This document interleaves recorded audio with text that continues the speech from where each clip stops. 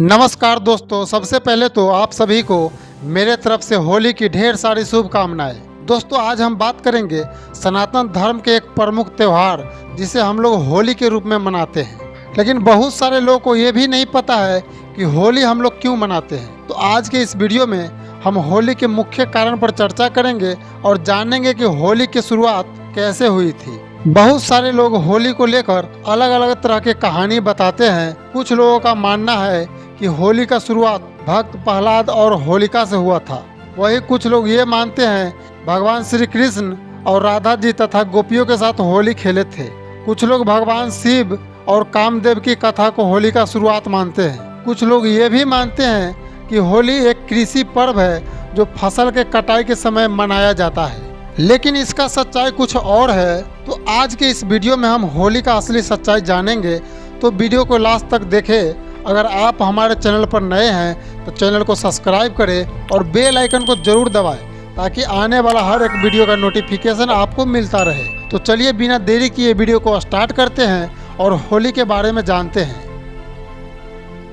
दोस्तों, कहा जाता है कि होली का पहला मान्यता भक्त प्रहलाद और होलिका से माना जाता है।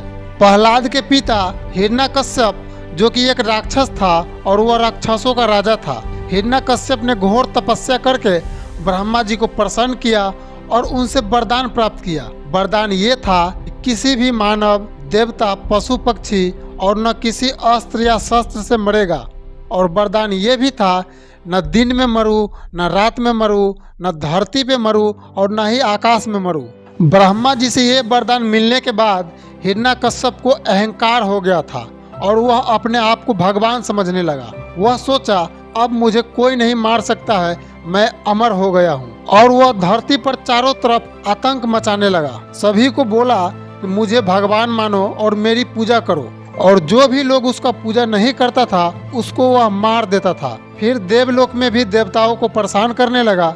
लेकिन उसका पुत्र प्रहलाद उसको कभी देवता नहीं मानता था और न ही उसका पूजा करता था। वह सिर्फ भगवान विष्णु को पूजा करता था और उनको ही देवता मानता था। हिरण्यकश्यप इस बात को बर्दाश्त नहीं किया और अपने बेटे प्रहलाद को मारने का आदेश दिया। तभी हिरण्यकश्यप के सेनानायक प्रहलाद को ले जाकर पहाड़ से नीचे फेंक दिया। लेकिन भगवान विष्णु ने अपने भक्त प्रहलाद की रक्षा कर ली थी और प्रहलाद फिर से घर वापस आ गया। सब लोग हैरान हो गया, इसको इतना ऊंचा पहाड़ से गिरा दिया फिर भी जिंदा बच गया। फिर प्रहलाद को सेना नायकों ने समुद्र में जाकर फेंक दिया। भगवान विष्णु ने अपने भक्त को फिर से वापस बचा लिया। भक्त प्रहलाद को बार बार मारने का प्रयास किया लेकिन हर बार भगवान विष्णु उसे बचा लेते थे। फिर भी उसका पिता असुरराज हिरण्यकश्यप परेशान हो गया। अब उसको कैसे मारा जाए, यही सोच के हिरण्यकश्यप पागल सा हो गया और टेंशन के मारे इधर उधर घूम रहा था। फिर हिरण्यकश्यप की बहन होलिका ने अपने भाई को परेशान देखकर बोली, भैया प्रहलाद को आग में जला देंगे क्योंकि मुझे ब्रह्मा जी ने वरदान में शीतल चादर दिया है और बोला है जब तक ये चादर तुम्हारे शरीर पर रहेगा तब तक तुम्हें अग्नि छू भी नहीं सकती है। फिर हिरण्यकश्यप ने अपनी बहन होलिका के बात मानकर लकड़ी का एक ढेर लगाया। होलिका अपना चादर ओढ़ के और प्रहलाद को लेकर उस लकड़ी के ढेर पे बैठ गई और बोली कि नीचे से आग लगा दो। लेकिन भगवान विष्णु ने चमत्कार कर दिया। जैसे ही आग लगाया अचानक हवा बहुत तेज चलने लगी और होलिका के शरीर पर जो चादर था वह चादर भक्त प्रहलाद के शरीर पर आ गया और होलिका आग में जलकर मर गई। इसी कारण से होली के एक दिन पहले हम लोग होलिका दहन करते हैं। फिर अगले दिन हिरण्यकश्यप बहुत गुस्सा हो जाता है और अपने बेटा प्रहलाद से पूछता है कि मैं तुमसे आखिरी बार पूछ रहा हूँ कि तुम विष्णु का पूजा करना बंद करेगा या नहीं करेगा। फिर उसका बेटा बोला, विष्णु जी भगवान है इसलिए हम उनका पूजा करते हैं क्योंकि आप भगवान नहीं हो, आप हमारे पिता हो। और भक्त प्रहलाद ने यह भी बोला कि भगवान हर जगह होते हैं। तब हिरण्यकश्यप ने पूछा, क्या तुम्हारा भगवान इस खंभे में भी है?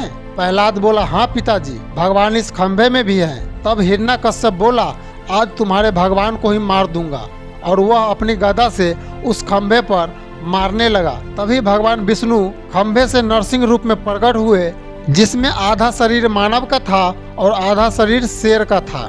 क्योंकि हिरण्यकश्यप को ब्रह्मा जी से वरदान प्राप्त था, न कोई मानव मार सके, न कोई देवता, न कोई पशु, न कोई पक्षी, और न ही दिन हो और न ही रात हो, न धरती हो न आकाश हो। इसलिए भगवान विष्णु ने आधा शरीर मानव का बनाया और आधा शरीर शेर का। उस समय न दिन था, न रात का समय था, संध्या का समय था, और न धरती में और न ही आकाश में।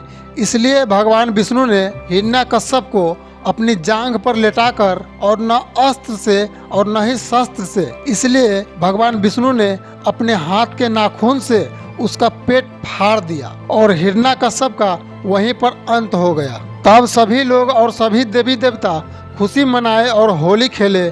माना जाता है तभी से होली की शुरुआत हुआ था। लेकिन आज के समय में लोग होली में दारू पीते हैं, मुर्गा खाते हैं, मछली खाते हैं, बकरा खाते हैं और होली मनाते हैं। लेकिन होली में ये सब नहीं खाना चाहिए। होली एक खुशियों का त्योहार है जो कि बुराई पर अच्छाई का जीत हुआ था। इसलिए हम लोग खुशी से होली मनाते हैं, न कि मुर्गा मछली दारू खाने पीने के लिए। होली में खाया जाने वाला मुख्य रूप से गुजिया, दही भल्ला, हलवा पूरी, खीर पूरी, मिठाई, ये सब खाना चाहिए जो हमारे धर्म में मान्यता है। आज के समय में कुछ लोग होली को छपरियों का त्योहार बोलते हैं। एक बॉलीवुड की नचनिया है फराह खान, जो होली को छपरियों का त्योहार बोलती है।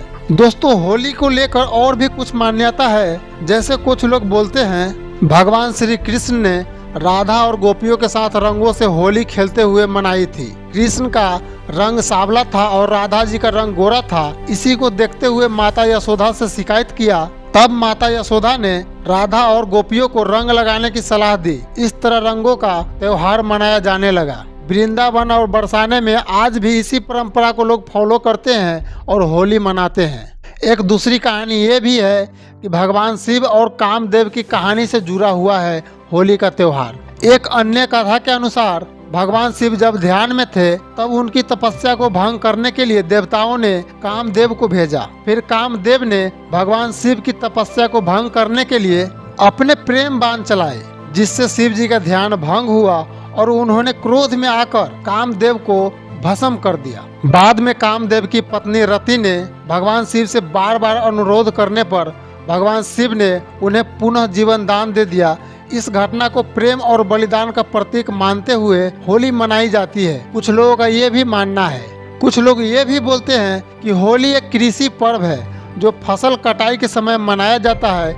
इसे बसंत ऋतु के आगमन और नई फसल की खुशी में मनाया जाता है। किसान इन दिन अच्छी फसल के लिए भगवान से प्रार्थना करते हैं और भगवान को धन्यवाद देते हैं और होली मनाकर सारे किसान भाइयों अपना खुशी को बताते हैं। दोस्तों, बहुत सारे लोग होली के बारे में बहुत कुछ बताते हैं, लेकिन होली का जो मुख्य कारण और जहां से शुरुआत हुआ है वह है मेन कारण भक्त प्रहलाद और हिरण्यकश्यप और होलिका दहन की कहानी। उसी समय से होली मनाया जाता है। कहीं भी किसी भी धर्म ग्रंथ को उठाकर देख लीजिए, होली की पहली शुरुआत होलिका दहन से ही किया गया था। तो दोस्तों, उम्मीद करता हूं कि आप लोग को ये वीडियो पसंद आया होगा और जानकारी सही मिला होगा। तो दोस्तों, वीडियो को लाइक करें, चैनल को सब्सक्राइब करें और बेल आइकन को जरूर दबाएं ताकि आने वाला हर एक वीडियो का नोटिफिकेशन आपको मिलता रहे। साथ ही हमें कमेंट करके जरूर बताएं कि आपको वीडियो कैसा लगा। फिर मिलते हैं एक और नए वीडियो के साथ। तब तक के लिए धन्यवाद।